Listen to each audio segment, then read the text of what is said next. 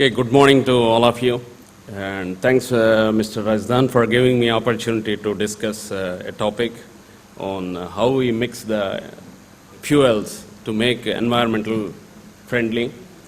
In fact, I was not aware it's a very short session, so my presentation is quite big, but which I think I'm from the background of the refinery technology and syngas technologies and petrochemical. So my background is completely away from the coal. So before that's why I decided to go in a general manner on the energy mix, how we do that. So here basically what I am trying to say is in a refinery, it's very important that before going to that, first thing I want to share that the energy.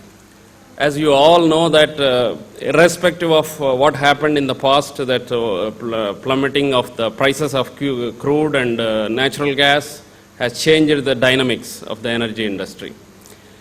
But what happened is, if you look at the contribution of the fossil fuel, is still remains same. Last 25 years, 80% of the fossil fuel are meeting the energy demand. This is quite significant.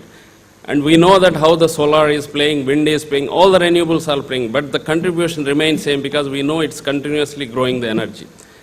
So then I'm looking myself, then okay, fine, going completely replacing this fossil fuel 80 to 0, I think is a distinct dream. But let's look at the short-sighted thing, look at the currently now what we can do is, whether we can balance the mixing of the fuels, fossil fuels, in order to achieve some reasonable reduction in the greenhouse gases or any other emittents, pollutants and other things. That is my topic here. In fact, here what in a simple example what I am saying, in a refinery, which you all know that the refinery is very complex and it is growing more complex, is all meeting economics and also the environmental. There is a lot of things are happening in the currently, even in India, there is several things are happening, how we are pushing down all the CO2 emissions by various technologies. So this topic is simply how, some of you are in Delhi, we know that the natural gas, CNG, how it has replaced the public vehicles and also the commercial vehicles, and we have seen the impact. Imagine if it is not the natural gas, but we were running like this, how it would have been. So this thing, the same concept I am talking in the refinery, just pushing the natural gas into the refinery. Typically, this is the mix where you can see the process heaters, which consumes so much fuel, and utilities like gas turbines, and also this hydrogen plant, which uses the quite good amount of the naphtha as a fuel. And so with this mix, I just want to take you that how I will push the natural gas. Because this has to be there. In a refinery, you need to have a fuel because you have the process demand. You can't just like that, like in vehicles, I don't use the natural gas, I don't use the fuels, then I will use natural gas, fine. But ultimately, refinery has to run. It has to be viable, economically viable. I can't just like that discard. So how we can achieve that without changing the dynamics, but improving the economics?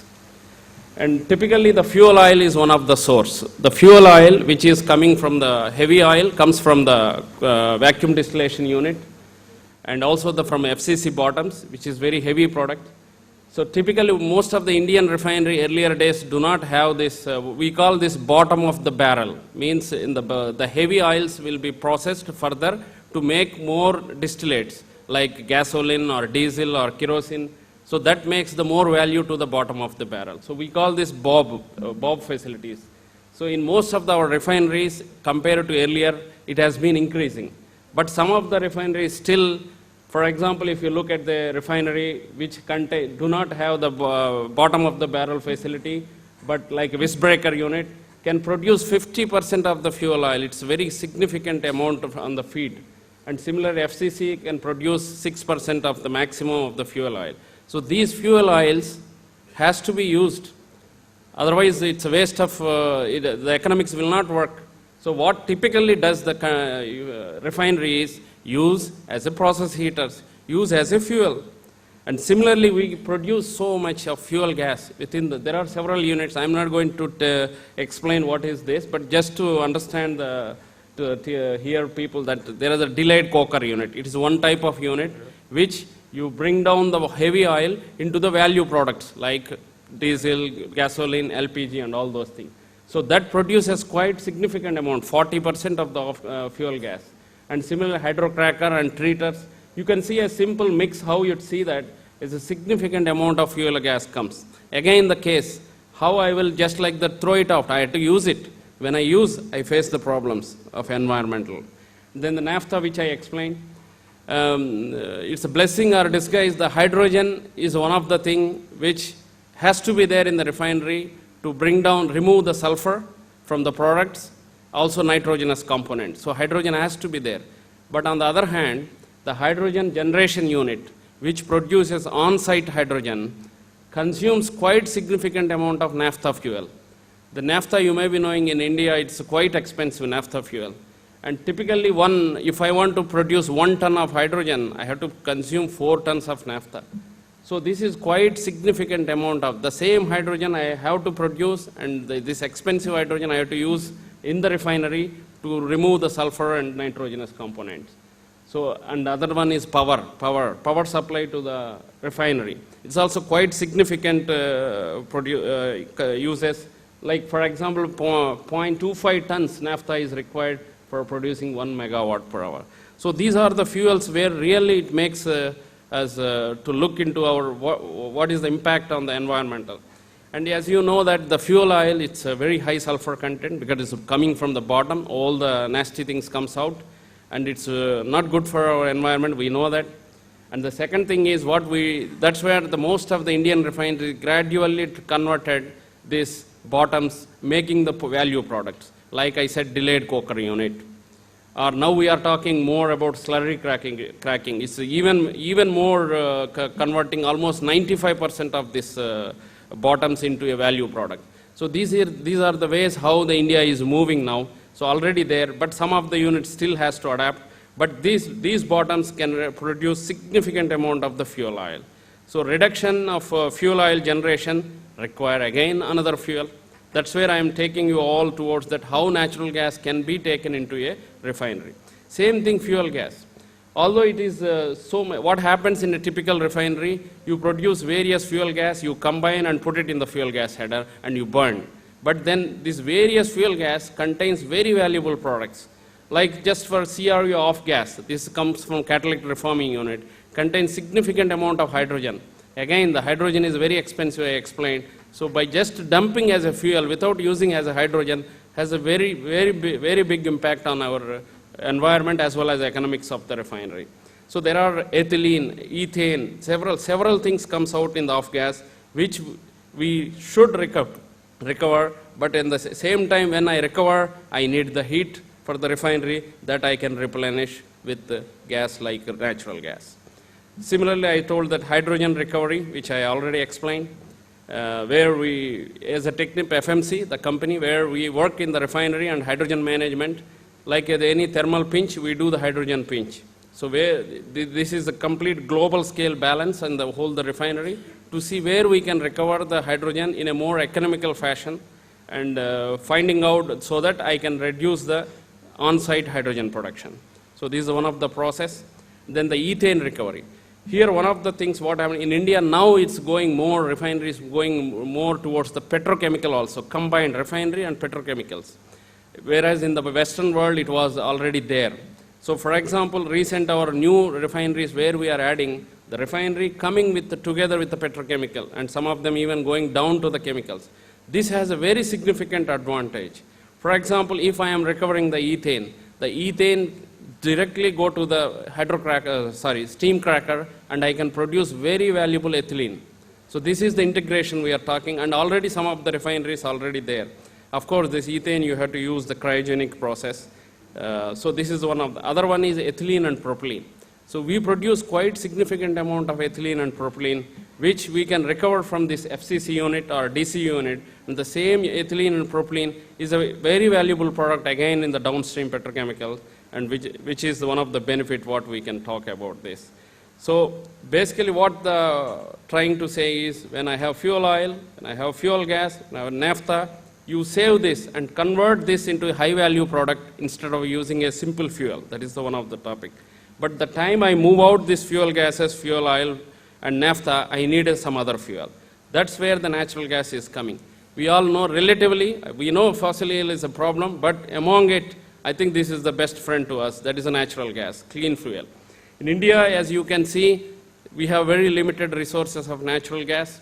And most of the, as you can see, last 10 years of the profile, we are continuously importing the regasified oil, natural gas, this RLNG. This RLNG is continuously growing, and the prices are coming down. We have seen, for example, in the US, it's around 3.6 US dollars for MMBTU, where it comes landing up $8 US MMBTU, because it's all the way coming from there, and I'm liquefied gas, I'm actually gasifying and then using here. But still, in spite of this, it is one of the best solution to replace some of the fuels in refinery to make it very good advantage of the, what you call, either recovering the very valuable products, at the same time reducing significantly carbon footprint. So that's where what I am trying to say is save the naphtha in the refinery. The saved naphtha you move out to the, like a cracker, or move to the very heavies to the aromatic complex. So there is many ways to do that you can save these value products. And second one, off gases, again I'm saying you recover all the value products instead of using as a simple fuel. So what is the advantage in the environmental? In a simple one, if I replace the fuel oil completely with the natural gas, around there is a reduction of 30% of the CO2 footprint. It's quite considerable to me. And then the fuel gas, of course, it is also significant. 5 to 10% reduction is possible in CO2. And similarly, naphtha. Any hydrogen plant is a big emitter of the CO2 in a refinery. By replacing naphtha with the natural gas, you reduce significantly again there, and also turbine. This is what the advantage I am trying to place here. We did a simple case study in a small refinery, 15 MMTPA refinery, which is a bit complex refinery. But then what happens when I don't use natural gas? Second case, when I use the natural gas. This is very complex. I am not going to explain what it is. It is a refinery with all the units, and also naphtha cracker you can see there. So this is a well-integrated refinery where it produces quite significant amount of gasoline, diesel, and ATF, LPG, all the things. So with this refinery, this is my base case, and I put down in the natural gas case. As you can see, the natural gas is directly going to the hydrogen. Now I move out the naphtha and push to the naphtha cracker or aromatic complex. And similarly, there are many possibilities of recovering all the valuables of fuel gas. Then what happens? This is the list. This is the outcome of this LP modeling of the refinery.